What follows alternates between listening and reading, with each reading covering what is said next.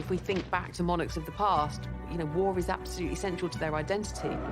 By the First and Second World War, the role of monarchs in wartime had changed. George VI and Queen Elizabeth were very much aware that World War II was not just fighting on the battlefield, it was also a propaganda fight. Tonight, how the Second World War redefined our royal family. We hear how the King and Queen Mother barely escaped with their lives during the Blitz. At 11 o'clock in the morning, a German bomber appeared from nowhere, flew over Admiralty Arch and down the Mall, straight into the palace, and dropped a series of bombs on the palace, one of which very nearly killed the King. How the royal family were just like the rest of us during the Second World War and got stuck into the war effort. This is the Queen with grease on her. I mean, this isn't just her with white gloves on, opening, you know, hospitals. The Queen Mother famously said, you know, we have sparking plugs for breakfast. For the first time, we hear previously unheard recordings from one of the royal family's secret World War II Army protection officers. It was so top secret that we couldn't talk to anybody, couldn't be seen by anybody. And the new relationship that blossomed between the royal family and the British public. From the low point of the abdication, when they'd been called for republic, here we are just 4 years later, and the King has somehow come to represent the whole spirit of the country, that resilience, that fighting spirit, that we can do it.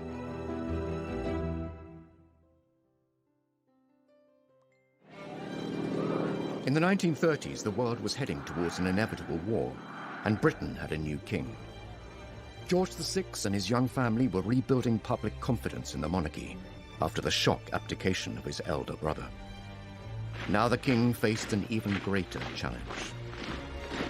This was an incredibly difficult testing time.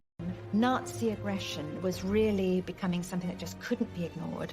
The king didn't know whether he was going to have to be a leader in a time of crisis, a war leader. You know, we were pursuing a policy of appeasement. But with each crisis, we seemed to be coming ever closer to the brink of war. Just at the moment when the British monarchy looked like it was back on its feet, the nation, Europe, was plunged into spectacular crisis. On the 3rd of September 1939, the king addressed the nation to announce the country was at war.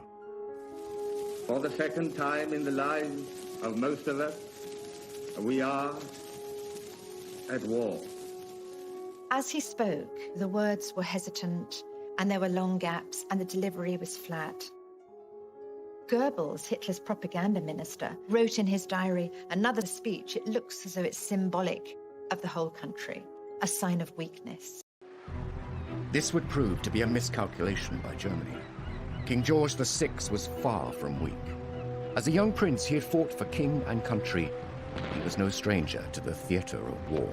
The King, of course, himself was a military man. He'd served in the First World War. He was a 20-year-old on HMS Collingwood during the Battle of Jutland in 1916. So he actually had wartime experience. In fact, he's the only 20th century monarch to have fought in a conflict zone.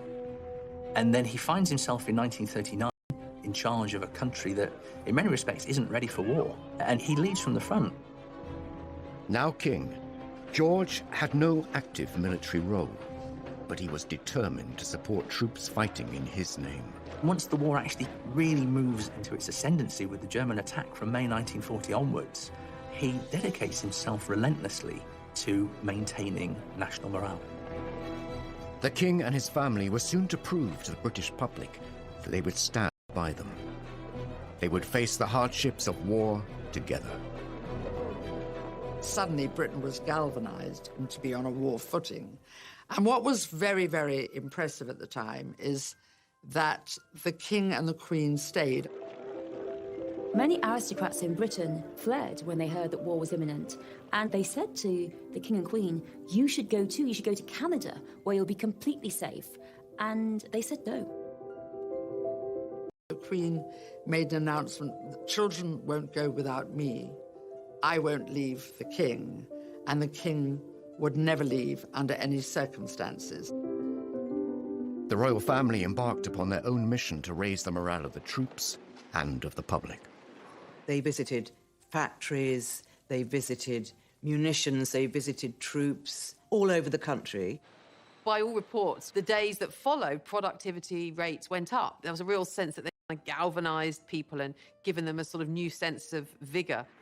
Sequel to the Big Blitz, the visit of Their Majesties the King and Queen to districts in East London which suffered very severely. George VI and Queen Elizabeth were very much aware that World War II was not just fighting on the battlefield, it was also a propaganda fight. When they went around these bomb sites, people were just amazed. There was the Queen in all her jewellery and her furs, and on one occasion, there was a little dog who was half buried under rubble, and the dog was absolutely terrified, and no one could get it out. And the Queen knelt down, and she coaxed that little dog out of the hole. I mean, then there was cheers from all the crowd, and it's just little things like... Was not the only focus for the Luftwaffe. Coventry in the West Midlands had suffered a number of small attacks. On the evening of the 14th of November 1940, 500 German bombers flew over the city, dropping their bombs. The city, having been mercilessly bombed throughout a whole night without regard to military targets, now presents a grim appearance of devastation. Hundreds of civilians lost their lives. I mean, it was more intense bombing than anyone had yet experienced. In fact, Goebbels introduced a new word in the lexicon of horror to Coventrate, because 500 tons of high explosive bombs were dropped in one night. The city was just ablaze. It was a torch. You could see it 100 miles away. Nearly 600 people killed, and he was there immediately after to visit what was left. And apparently there's a story that these dazed, blitzed people who sort of had been bombed only a short time before all broke out into singing the national anthem. And remarkable man. The royal family's decision to remain in Britain meant that they were a direct target for the Third Reich. Though they were heavily guarded, George VI was keen to make sure that they could protect themselves if need be. The king insisted that everybody be trained in how to fire pistols and rifles. Both he and Queen Elizabeth trained every day by all accounts. The Queen Mother, Queen Elizabeth, she used to practice by shooting rats and was very proficient at targeting rats. She was not just this kind of like passive, wife of the monarch. She was there going, I might not be on the front line, but if you guys come into my back garden, I'm going to be ready for you. So there was a real sense of her being this kind of domestic warrior, and no one wanted to mess with her. Not for nothing did Hitler describe her as the most dangerous woman in Europe.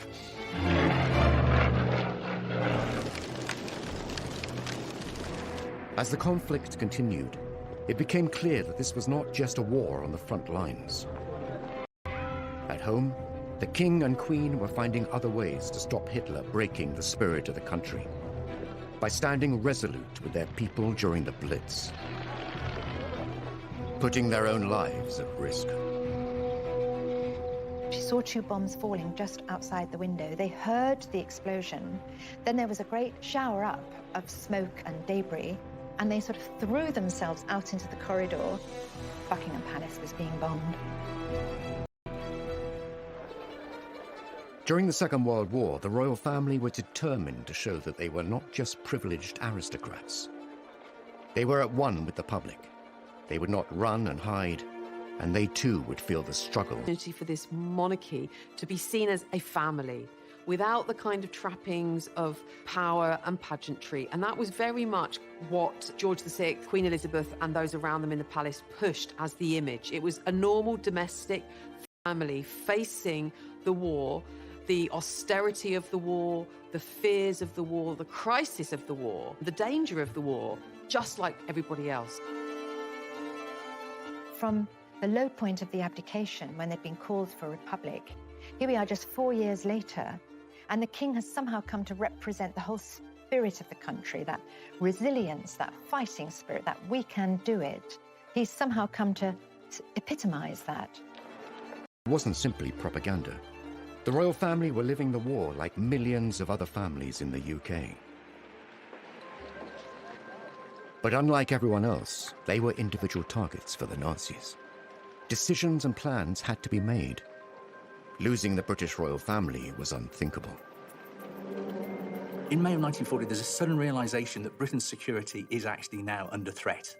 And this is when, for the first time, you have this idea of evacuating the monarchy away from London to the area which potentially would be the safest if there was a German attack. It's actually Worcestershire. It's about the furthest away from the coast. And also it was deemed to be the best in terms of communication. And with that, a force would be specifically created in secret, and their role was to, in the event of an invasion, protect the royal family, to move them out of London to one of these other safe places. Formed in the summer of 1940, this group had access to anything that they needed. The King and Queen were supposed to have a little suitcase packed and ready at all times to go. And if they were in Buckingham Palace and the worst happened and the invasion began, they would be bundled into the first ever bulletproof car in the UK, along with a number of armoured cars. As one of the men involved said, they were hugely honoured to have been given this mission, but they knew that their role in the event of the worst-case scenario was to fight to the last man. Professor Andrew Stewart spoke with one of those men charged with protecting the royals, Sir Geoffrey Darrell, before his death in 2013. He gave an incredible insight into how they prepared to keep the family safe in recordings never previously heard.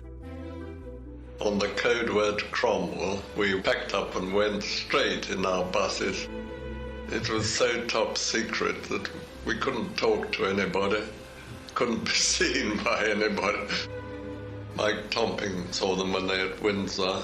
He took the princesses for a ride in the armoured cars that they were going to be in if they had to go to one of the houses. As the Nazi forces increased, the royal family too moved the young princesses to a safer location, Windsor Castle. The future monarch and her sister were repeatedly drilled in what to do if the castle came under attack. For the initial period, they sheltered in the dungeons because they were the most secure part of the castle. The Queen's protection officer during the war, Sir Geoffrey Darrell, highlights the real danger the young women were facing. If we'd been invaded, the only thing that could have happened, I think, would have been an airborne landing. The Germans would have had to have done it in the dark, grabbed them and taken them away before daylight, and I don't think they could have done it. Princesses might have been sent to Canada, I think. It's known the drill of getting them from their bedrooms down to the air raid shelters was practiced. They were given a special bag into which their favourite toys were put. They practiced the idea of how to get ready quickly, so much so that they were able to do it in no time at all. Windsor Castle was a fortress. It was cold and dark. But the Queen and her younger sister still had a bit of fun. The king actually had a very good idea. He was going around Windsor Castle with his eldest daughter, Princess Elizabeth, and there was lots and lots of clothes and costumes. And he said, why don't we put on a pantomime? And it gave them something to focus on together. Actually, during the 5 years of the war, I think they put on 4 pantomimes, and they were fee-paying. So all the local people used to come as well. And Princess Elizabeth said, oh, we can't charge 7 shillings and 6pence for people to come and see us in a pantomime. And Margaret said, they'd pay anything to see us. As the war raged on, German forces disrupted the food supply chain into Britain. The whole country was put on rations in 1940. The royal family were no exception.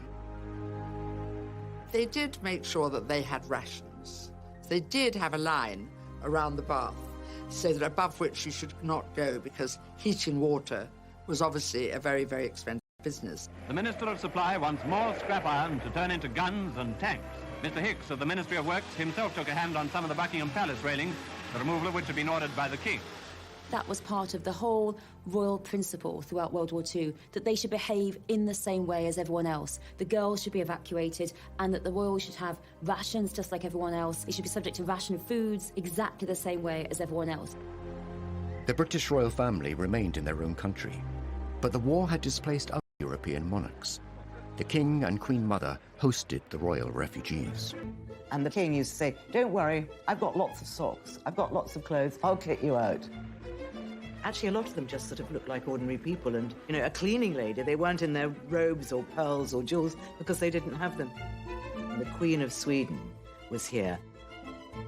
Wearing such humble attire, the Swedish Queen realized that if anything happened to her, no one would know who she really was. She had a bit of card made, and she put it in her purse whenever she was on public transport, and it said, "I am the Queen of Sweden."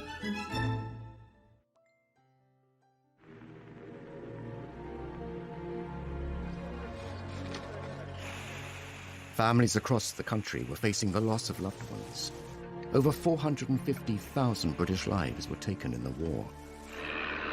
While the senior royals were not in active service, the King's brother, Prince George, the Duke of Kent, was serving in the RAF. He was tragically killed in a plane crash while on duty. It brought home just the tragic losses that basically everybody was not far removed from. Most people in their families, of course, had lost someone, and the royal family, in that sense, were no different. Well, this is what Queen Mary said, you know, everybody is losing family. We can't break down. We have to be strong and set an example. Now we've lost some family too. So many people had lost husbands, sons, brothers. They didn't feel they could call attention to their loss. It was just a very small funeral. And there's a very evocative description by Noel Coward, because when everyone was trying so hard to control their grief, when the coffin was brought in with his RAF cap on it, Noel Coward says he could feel his face. He just had tears rolling down his cheeks, and he was relieved to see that the King and Mountbatten were exactly the same. Aerial bombing raids were happening across the country. London was bombed more heavily and more often than other cities. Now, civilians were in Hitler's sights. They thought if there was continuous bombing of London, they would drive the civilian population mad and Britain would surrender. And on the 7th of September 1940, the largest aerial formation ever seen darkened the skies coming across the English Channel towards London. And suddenly, the East End was ablaze. Buckingham Palace was a key target for the German Luftwaffe. The palace was hit repeatedly during the Blitz. Buckingham Palace was actually bombed 16 times during the war, and of those 16 times, 9 of the actual bombing raids caused damage, one of which on Friday the 13th of September 1940 very nearly killed the King. At 11 o'clock in the morning, a German bomber appeared from nowhere, dropped below the clouds, flew over Admiralty Arch and down the Mall, dropped a series of bombs on the palace. The King was with the Queen and his private secretary in his private sitting room, just getting ready for the day's work. And they saw 2 bombs falling just outside the window. They heard the explosion. Then there was a great sort of shower up of smoke and debris.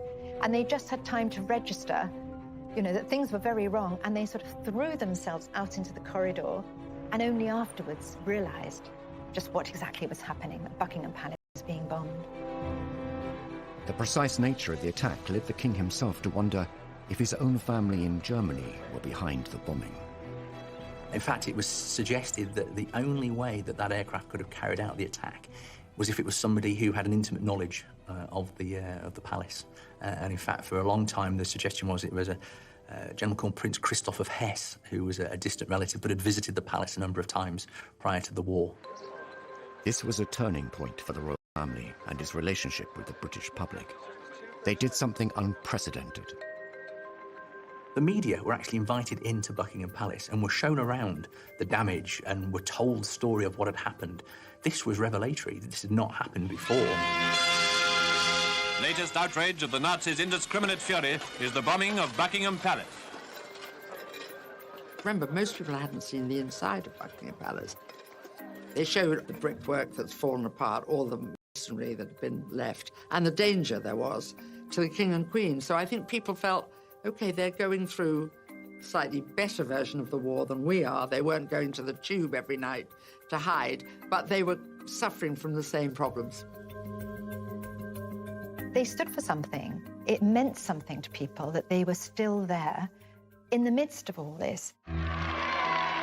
The King and Queen had changed the way the royal family interacted with the public. No longer were they closed off. Now they were out and about, being seen, commiserating, consoling, and encouraging the war effort. Buckingham Palace did take 9 direct hits, a policeman was killed, and the Queen, she said, "Now I can look the East End in the face." And she felt very strongly that because her home had been bombed, it put her on the same level as all these people who'd suffered so much. And we do see a change and a lot more support for the royals after this moment. The Queen was also keen to let the rest of the world see what was happening in Britain. Before the United States had joined the Second World War, she sent an invitation to the First Lady. The King and Queen were at Paddington Station to greet her in the name of the people of Britain as she arrived in London.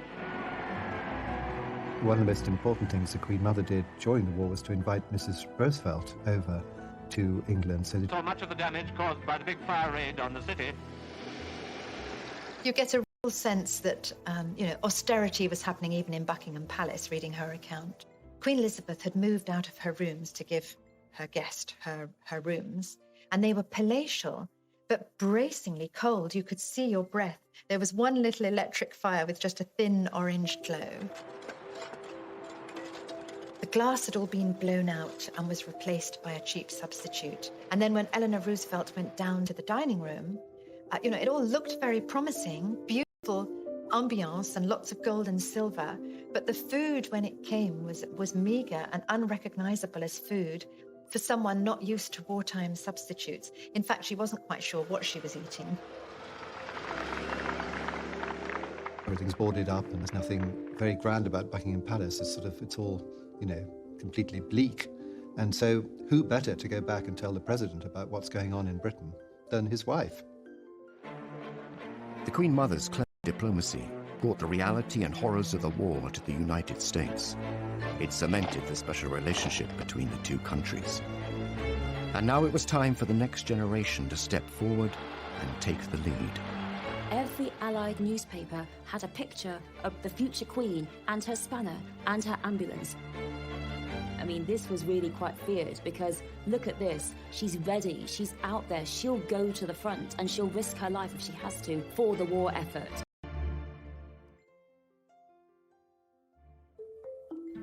Historically, kings and queens were conquerors, bringing back the spoils of war. Monarchs like Henry IV and George II were seen on the front line. The monarchy really had always in history been about military pursuits. I mean, that was really, you became monarch through military might, and one of the kind of key aspects of being monarch was defense and being seen to lead an army into war. I mean, if we think back to monarchs of the past, war is absolutely central to their identity. By the Second World War, things had changed, and it was the battle on the home front that would win public support. With George VI, it wasn't that he was going to be on the front line with the troops, leading troops into battle, but he was seen to kind of shore up the home front. And in that sense, he had a very active role in the war. He was part of the forces, even though he wasn't actually fighting. War was raging across Europe, and the King and Queen Mother remained in London with their daughters safe in Windsor. The Queen and her younger sister Margaret were growing up and wanted to be more involved in the war effort. At just 14 years old, the Queen reached out to other children across the empire. She did away from their parents, again, just like her mother, really saying, come on, guys, we've got to step up, we've got to steel ourselves, we've got to do the right thing for the right cause here, be brave, be brave. My sister and I, all of us children who are still at home, think continually of our friends and relations who have gone overseas, who have travelled thousands of miles to find a wartime home and a kindly welcome in Canada, Australia, New Zealand, South Africa, and the United States of America.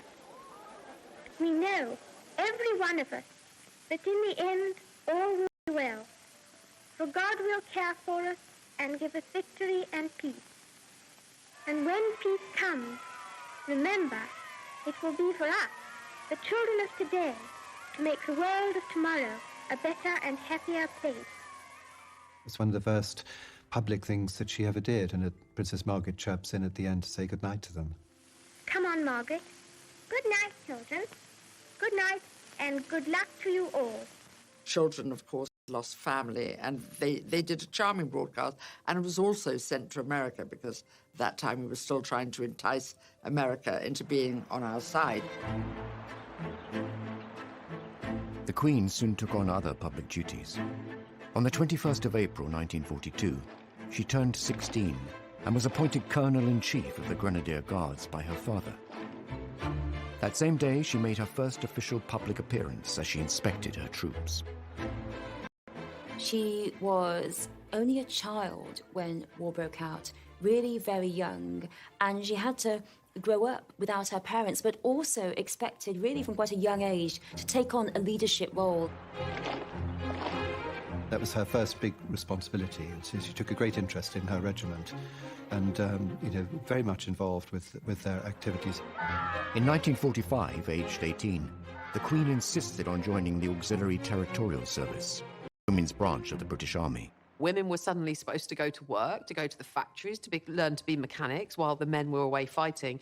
And, the Queen and Princess Elizabeth were like, well, I'm just going to do the same thing. And so it was very much, if it's good enough for them, it's good enough for us, and we're no different. We don't require special treatment. She was absolutely determined that she would go out there and join in with other girls. Even if she couldn't do it, even if it was difficult, even if she made a fool of herself, she didn't care. She wanted to go out there and do her duty. George VI had said, hold on a second, no, this is not a job for you. And Princess Elizabeth, of course, our current queen, was like, absolutely not. I'm rolling my sleeves up. I want to join. I want to enter the war effort. And of course she did. And we see that amazing footage of her. She had to undergo 6 weeks of training. And 6 weeks of training were all about trucks, because that's what the ATS did. They drove people around, troops, bits of equipment, whatever the army needed, round in trucks. The Queen Mother famously said, we have sparking plugs for breakfast, so the Queen was obviously very interested in all that. The Queen rose quickly through the ranks. In a matter of months, she was promoted to junior commander, the equivalent of army captain. She just seems to be this sort of ageless icon. But when you look at her role in the war, she was this attractive woman, but a kind of active woman who was dressed in khakis, who was dressed in overalls. This is the Queen with grease on her. I mean, this isn't just her with white gloves on, opening, hospitals or, unveiling plaques. This is her actually doing a job of work. She served. She was the first, woman royal to be in the armed forces. So she led from the front. She delivered and she did what she needed to do. And I suppose she's lived that out ever since. And her remarkable longevity and sense of duty. And I think the Queen never took the easy path. And it would have been quite easy for her not to join the ATS, to stay in Windsor Castle with Margaret. Images of the future Queen in overalls driving large vehicles were widely distributed and became a powerful propaganda tool. The picture of the young Queen in her ATS uniform training for this difficult, dangerous work, that really cannot be underestimated, what effect it had on the morale of the people and also on the morale of the enemy. The fact that the future Queen was not protected, not wrapped in cotton wool, that she'd suffered bombings, that she'd been through it all, and now here she was training to go out on the front. Every Allied newspaper had a picture of the future Queen and her spanner and her ambulance. This was really quite feared, because look at this. She's ready. She's out there. She'll go to the front and she'll risk her life if she has to for the war effort. She's always said she had a very happy time meeting other girls who'd volunteered and worked for the ATS. And in a strange way, a lot of people of that age say some of their happiest moments were in the war, when suddenly urgency and being useful were very important, whereas before women, not many had worked, many were just sitting around waiting to do something. But she qualified and drove her lorry into London. She'd learnt to strip down an engine, she'd learnt to change a wheel, she'd learnt to drive a heavy lorry and how to load it. And she proudly drove into London. Apparently she went round Piccadilly Circus twice. Wasn't sure how the roundabout worked. It wasn't all work and duty for the Queen. Romance was blossoming. Her future husband was on the front line serving. Philip of Greece, when she was 13 and he was 18 at Dartmouth Naval College, he was a top cadet, he was going off to war, and he was absolutely charming to her. She records that they went for tea on the Royal Yacht, because of course they're related, and after tea the Royal Yacht sailed away, and all the cadets followed in their boats, but Prince Philip was the last one to turn back, and the king had to actually command him to go. He was a distant relation. He was produced on that occasion to look after the two princesses, and that's always where they say they focused on each other. And of course he had a very, very good war. He described to me once that during the war, he had no family in England. His mother was living in Greece, and of course he was Greek, and there was a certain wish or wonder, would he join the Greek Navy? But he decided that he'd done some training in Britain. And of course, he'd lived in Britain because his family had been exiled. And the Greek Navy was very small, and I think he thought he wouldn't see much action, so he joined the British Navy. He kept in touch with Queen Elizabeth during that time. In fact, she had a photograph of a naval officer with a beard on her table, and that was Prince Philip. He had a beard in those days, but I don't think it fooled anybody, but he was slightly disguised, I suppose. The war creates and cements the romance between Philip and Elizabeth. They don't see each other much, but they think about each other a lot. In July 1942, while second in command of HMS Wallace, Philip made history when he devised a plan that would save all on board. He was to become a war hero. Philip played a really immensely important role in the war in various ways, but perhaps no more so than the Allied invasion of Sicily, when there was a real danger that his ship was going to be bombed by the German Air Force. And so he came up with the idea of basically sending or throwing off the ship a raft and sort of lighting the raft and using that as a decoy and drawing the German bombers to that target whilst the warship moved away. And this was, by the accounts, relatively recent accounts of those on the ship, said there's no doubt in the minds of many of those who served on that ship and who are alive today that, you know, Prince Philip's quick thinking saved the lives of the men on the ship and saved the warship. So he was, you know, quite the hero. The Second World War created many heroes, and the king would find a way to honor them all. None were more deserving than the people of Malta, where, despite personal risk, the king visited to express a nation's gratitude. Malta, that little island in the middle of the Mediterranean, was very strategically sited for airfields and harbours to support the North African War, and as a result, it had ended up being one of the most bombed places on earth, and its 250,000 people desperately hungry. And the king wanted to acknowledge their bravery and their valour. With the enemy just 60 miles away, the king arrived in Malta on the 20th of June 1943. There is this simply wonderful moment when finally he can get there.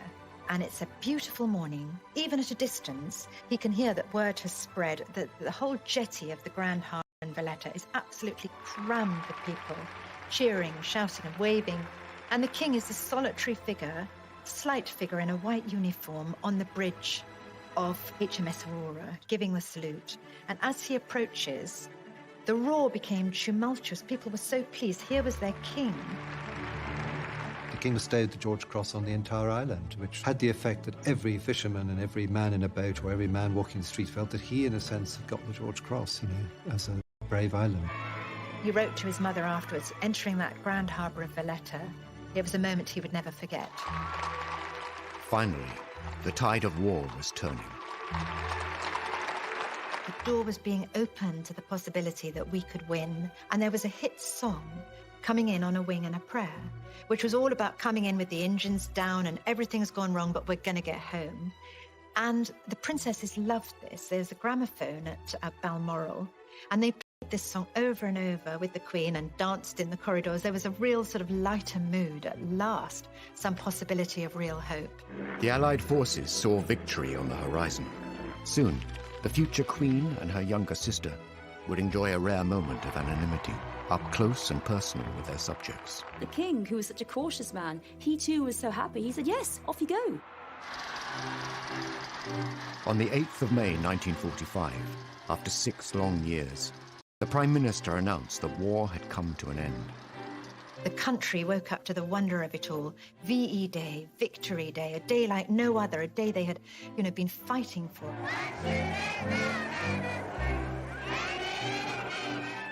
VE Day was the day where another radio broadcast address from the king, and of course this time the king not saying it's going to be a long and difficult time ahead, stay strong, announcing instead, of course, victory, that the war was over. Germany,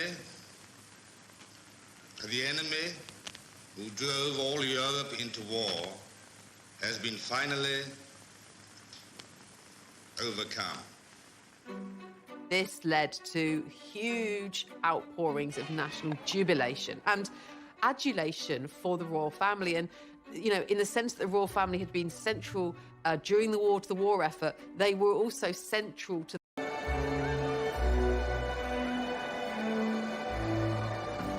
Then the crowd makes its way to the Mall. There's 10,000 people milling on the Mall, demanding to see the royal family.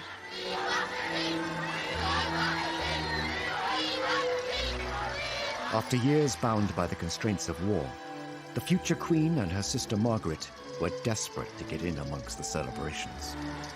This day marked an amazing moment. There were crowds. Everyone rushed into the streets. It was this great moment. And the two princesses said to the king and queen, "Can we go outside with all those people?"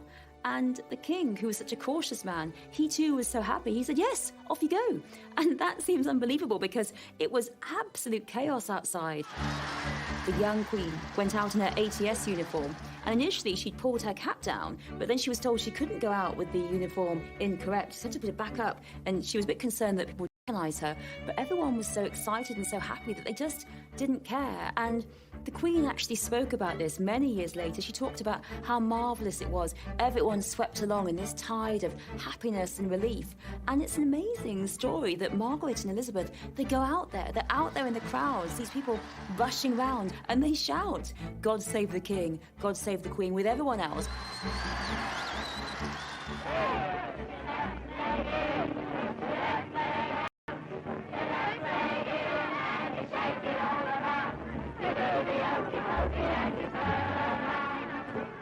There was this wonderful moment as dusk fell and Buckingham Palace suddenly was floodlit. Lionel Logue, the King's speech therapist, was outside Buckingham Palace and he could see it all.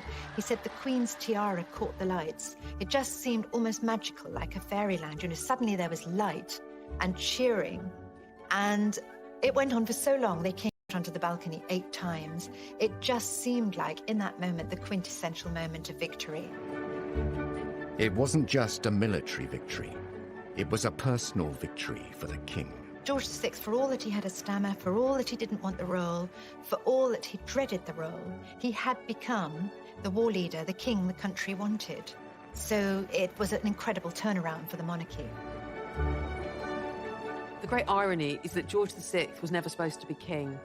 And on paper, he did not have the credentials of a king, but he was in fact made for the moment. He was actually exactly what Britain needed at that time. Almost as soon as the war is over, people turn their attention to the princess, to the heir, and her wedding, of course, 2 years after the end of the war, is all about light and rebirth. Elizabeth is crowned queen just 7 years later. Each year, she stands alongside the servicemen and women in solidarity and remembrance, as her parents once did. I think it's very moving that we hardly ever see emotion from the Queen, but one occasion is when she was mourning veterans. She served alongside so many other young people, but so many of them are no longer with us. And I think the Queen, throughout her reign, has been particularly concerned with veterans, how they've suffered, with commemorating veterans and commemorating the war, and really that reflects her own experiences of World War II.